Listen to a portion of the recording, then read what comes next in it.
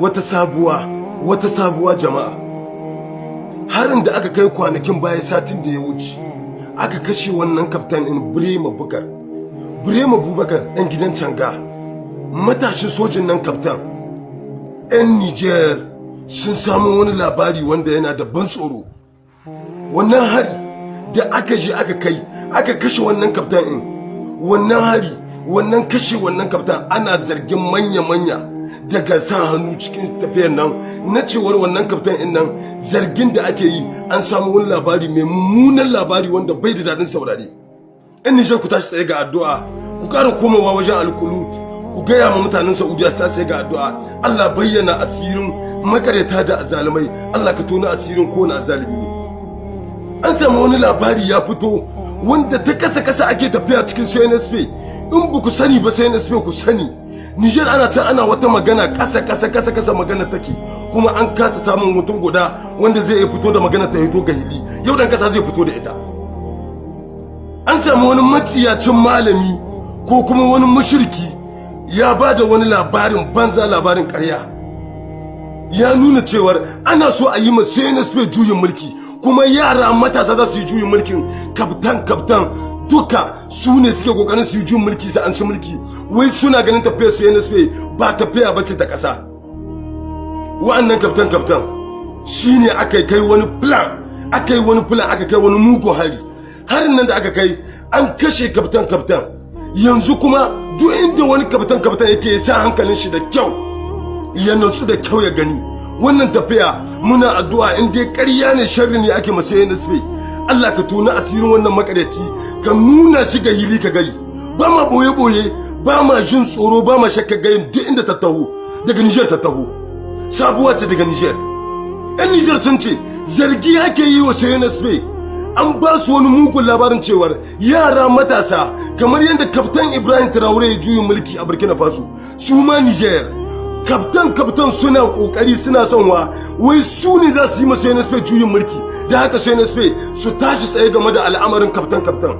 Sai yasa wannan mugun harin da aka je aka kai har aka kashe wannan kaftan Birema Bubakar din nan yana daga cikin plan na cewar ana ganin shi wannan wai kaftan din nan an tabbatar da shi wai an ce dan kishin kasa ne, dan kishin al'umma ne, kuma yana da wani ra'ayi na revolution wai kamar irin ra'ayin Ibrahim Traore. Dan haka wannan kaftan din ana shakkar shi, ana tsoron shi, ana ganin cewar ya kamata a biyo ta kansa don gudun juyin mulki da zai yi, ta su zo su yi juyin mulki sa shi kasar Niger. Ya Allah, in dai har gaskiya ne wannan labari da wannan al'amari, ya Allah, in dai har gaskiya ne cikin tafiyan nan akwai mutane masu son mu da san kasa da san al'umma, Allah ka ba su kasar, ka ba su karfi, ko an danne sai ya Allah ka taso da su sama, ka kwaci mulkin, ya Allah ka ba su. In kuma ya Allah sharri ne ake yi don a bata mu tafiya, don a jefa barazana cikin zuciyarmu, yanda muke abun nan kamar ibada, to ba za mu ji tsoron kaso ba ko ɗarmu. Sai na sai ana zargin ku, an ce za ku hara biyawa ta kaftan wai don suna son su anshe mulki daga hannunku. Don haka wannan magana daga manya wasu mutane daga cikinku, wasu mutane 'yan Niger su suka ba da wannan labari kuma ta ƙarƙashin ƙasa yana yawo a Niger.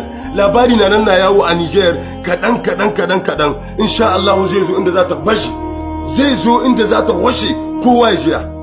Zargi ake yi na cewar wannan kashe wannan kaftan plan ne, don duka kaftan ne ake tunani, ana ganin cewar wai matashi ne wanda yana hararan mulkin CNSP. Allah ka bayyana gaskiya al'amari, ka kawo ƙarshen wannan matsala. Don haka 'yan Niger muna kira ga kowa da kowa, wannan al'amari da ya zo, akwai al'amari mai ban tsoro cikin tafiyar CNSP, akwai al'amari mai ban tsoro cikin tafiyar Niger. Akwai matasa da suke ba da labari wanda yana da ban tsoro, yana da ban mamaki. Za mu kyale ba za mu faɗi ba, amma duk da ta yi kanta insha Allah za mu zo mu yi wannan bayani. Akwai maganganu da suke biyowa ta ƙarƙashin ƙasa waɗanda suna da ban tsoro, suna da ban mamaki, na yanda 'yan ƙasa warar hula da kuma masu taini suke faɗa. Wannan al'amari ne wanda mun sani duk tafiya tana da kalubale, tana da ban tsoro, amma wannan labari da ya zo yanzu na cewar kaftan ana shakkunsa, ana raɗe wani maciyacin malami ya zo ya nuna cewar wa'annan kaftan suna son su anshe mulkin CNSP. Allah ka tona asirin shi, ka karyatar da shi. Allah in dai mulkin nan ya ubangiji namu ne na talaka na tausayin al'umma ka taimake mu ya Allah ka bayyana gaskiya al'amari ya ubangiji